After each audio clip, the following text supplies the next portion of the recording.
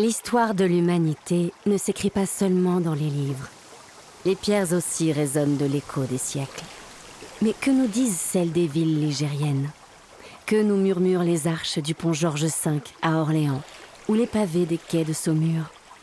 Ils nous parlent d'un temps de grande transformation, d'une époque où la modernité s'est invitée au cœur des villes.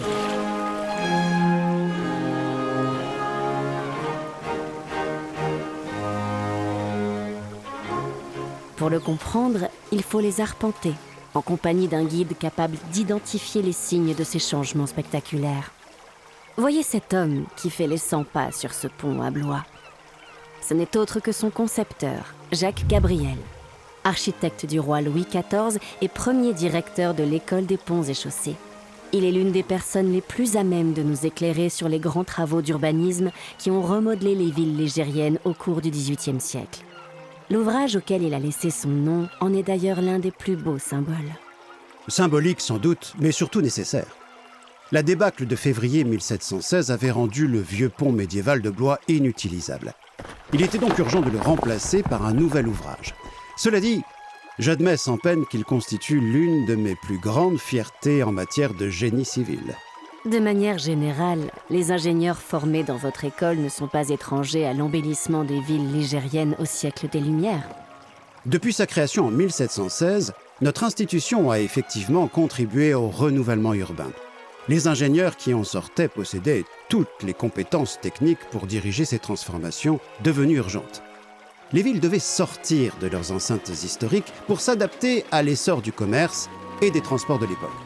Leur développement est alors étroitement lié à celui des infrastructures terrestres et fluviales, à commencer par de nouveaux ouvrages de franchissement que l'on voit apparaître dans plusieurs villes de la région, comme à l'échelle du royaume. Prenons l'exemple du pont royal de Tours, que l'on doit aux ingénieurs des ponts et chaussées Mathieu Bayeux et Jean-Baptiste de Vaugly. Pas moins de 13 années de travail ont été nécessaires pour le substituer au pont 2 de vieux de 600 ans. La majeure partie des impôts locaux a d'ailleurs servi à sa construction. Voilà pourquoi j'ai vu des cohortes d'artisans, de compagnons et de maçons s'affairer sur mes eaux, battre et planter des pieux pour stabiliser les piles des ponts, dessiner et poser des cintres pour soutenir les voûtes maçonnées. Le pont royal est un ouvrage remarquable qui a mobilisé de nombreux savoir-faire. On peut aussi citer le pont de Saumur, dessiné par Louis-Alexandre de César et construit par Vaugly, ou le pont Georges V d'Orléans, réalisé par les architectes Jean Hupeau et Robert Soyer.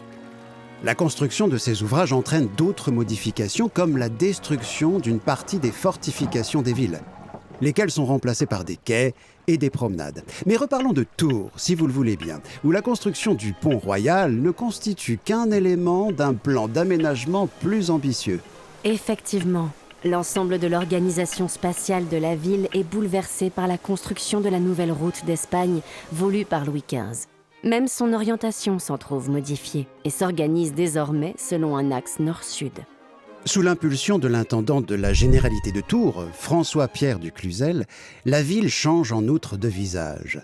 Son entrée est redessinée et de nouveaux bâtiments publics, hôtels de ville, palais de justice, prisons, apparaissent le long de la toute nouvelle rue Royale, aux pavés et aux trottoirs flambant neufs.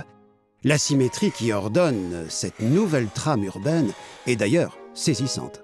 Tout comme le système d'égouts creusés à Tours et qui participe à l'assainissement de la ville. Ou encore les lanternes qui sécurisent ces rues la nuit venue à partir des années 1780. Les voies de la modernité sont décidément multiples. Notons qu'en aval de Tours, Saumur connaît le même développement nord-sud, en lien avec son nouveau pont, et s'ouvre peu à peu vers vous.